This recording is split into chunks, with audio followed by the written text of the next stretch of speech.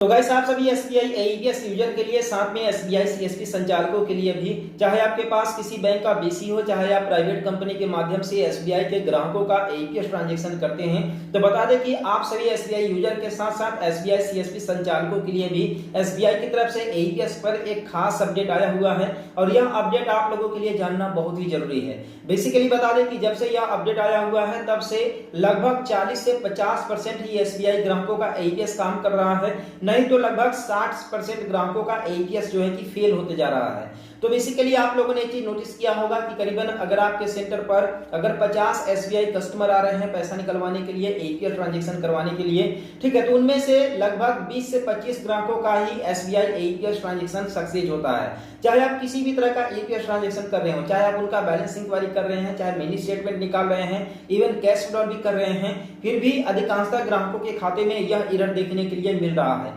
भले ही उस ग्राहक का 3 दिन पहले एईपीएस काम कर रहा था सेम बैंक में, लेकिन 3 दिन के बाद जब आज ग्राहक आया पैसा निकलवाने तो इसके बाद उसका एईपीएस काम नहीं कर रहा है, इवन बैलेंस इंक्वायरी तक नहीं हो रहा है, सीधे लिख करके आ रहा है ट्रांजैक्शन फेल का इशू। बेसिकली जब आप किसी ग्राहक का, एसबीआई ग्राहक का खास तौर से जब आप लोग बैलेंस इंक्वायरी चाहे किसी भी तरह का एईपीएस ट्रांजैक्शन कर रहे होंगे, ठीक है, तो एईपीएस ट्रांजैक्शन करने के लिए आधार नंबर फिलअप करने के बाद जब आप ग्राहक का फिंगर लगाने के बाद अपना फिंगर लगा रहे होंगे ट्रांजैक्शन को वेरीफाई करने के लिए, तो आपके सामने ट्रांजैक्शन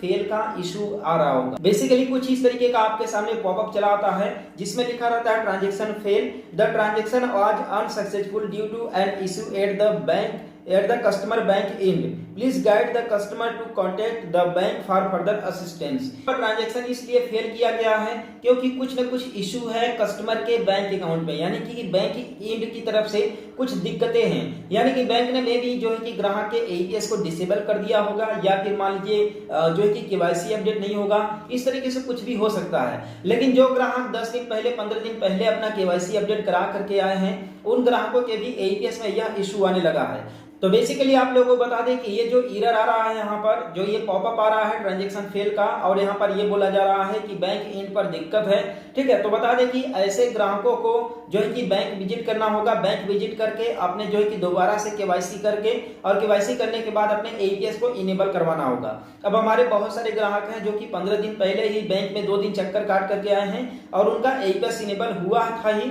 कि फिर से उनको ये एरर आने लगा। तो कुल मिलाकर के बात करें तो यहाँ पर जो ग्राहक है, ग्राहकों को भी काफी ज्यादा परेशानी हो रही है यह एईपीएस डिसेबल को लेकर के। लेकिन बता दें कि आरबीआई की तरफ से ये जो नया अपडेट आया हुआ है कि सभी बैंक अपने ग्राहकों का केवाईसी अपडेट करें, ठीक है। अभी हाल ही में आप लोगों ने एक चीज नोटिस किया होगा, आप लोगों ने ये चीज सुना होगा कि राशन कार्ड, अभी नई गवर्नमेंट जब से बनी है, सभी राशन कार्ड धारकों का केवाईसी अपडेट होगा और केवाईसी अपडेट में सभी जो है कि फैमिली मेंबर का फिंगर अपडेट यानी कि बायोमेट्रिक जो है कि लगा करके वेरीफाई करना होगा। सेम उसी तरीके से अभी देखिए आरबीआई की तरफ से एक नया प्रेशर पड़ा हुआ है एसबीआई की तरफ से कि एसबीआई के जितने भी ग्राहक हैं सभी ग्राहकों का जो है कि केवाईसी अपडेट करवाना पड़ेगा। यानी क्योंकि देखिए बहुत सारे ऐसे ग्राहक हैं जिनका केवाईसी अपडेट बहुत पहले हुआ है। अब देखिए बहुत सारे हमारे ऐसे भी ग्राहक हैं जो कि काफी पहले उनका केवाईसी अपडेट हुआ है या फिर अकाउंट ओपन हुआ है उनका, लेकिन वो अब इस दुनिया में नहीं है या फिर कहीं और पर शिफ्ट हो गए हैं, जिसकी वजह से उनके खाते में पैसा चुपचाप पड़ा हुआ है। तो ऐसे में आरबीआई की तरफ से ये निर्देश लाया गया है कि सभी बैंक जो है कि खासतौर से एसबीआई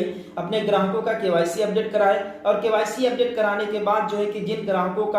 किसी तरह से अता पता नहीं है, उनका नॉमिनी डिटेल वगैरह नहीं है, ठीक है, तो उन सभी ग्राहकों के खाते में जो पैसा है वो जो है कि आरबीआई यूज करेगा, उस पैसे को आरबीआई यूज करेगा कहीं पर जो है कि इमरजेंसी फंड के लिए। और बता दें कि जब अगर वो ग्राहक आता है दोबारा से अपने खाते में पैसे की डिमांड करता है तो ऐसे में आरबीआई तुरंत उस पैसे को रिटर्न कर देगी ग्राहक को। तो ये अपडेट आने की वजह से एसबीआई ने अपने सभी ग्राहकों का केवाईसी अपडेट दोबारा से करना शुरू कर दिया है। अगर आपके सेंटर पर ऐसे ग्राहक आते हैं जिनका अगर ये इशू आ रहा है तो आप लोग ग्राहक को बोलिए कि जाकर के अपना केवाईसी अपडेट कराएं, साथ में अपना एईपीएस सर्विस को इनेबल करवा लें। क्योंकि अधिकांशतः ग्राहकों के खाते में ऐसा भी देखा गया है कि उनका केवाईसी अपडेटेड तो है लेकिन उनके खाते में एईपीएस ही इनेबल नहीं है, तो इसी वजह से जो है कि पैसा नहीं निकल रहा है। अगर आप एक एईपीएस संचालक हैं और आपके सेंटर पर एसबीआई के जो है कि ग्राहक आते हैं एईपीएस के माध्यम से ट्रांजैक्शन करवाने के लिए, तो आप लोग ग्राहक को ये जरूर बोले कि ग्राहक जाकर के अपना सभी काम करा लें, यानी कि केवाईसी अपडेट करा लें, एईपीएस को इनेबल करवा लें, ठीक है। तो आई होप कि आप लोगों को इस वीडियो के माध्यम से एक नया इन्फॉर्मेशन मिला होगा, तो चैनल को सब्सक्राइब कर देना, वीडियो को लाइक कर देना।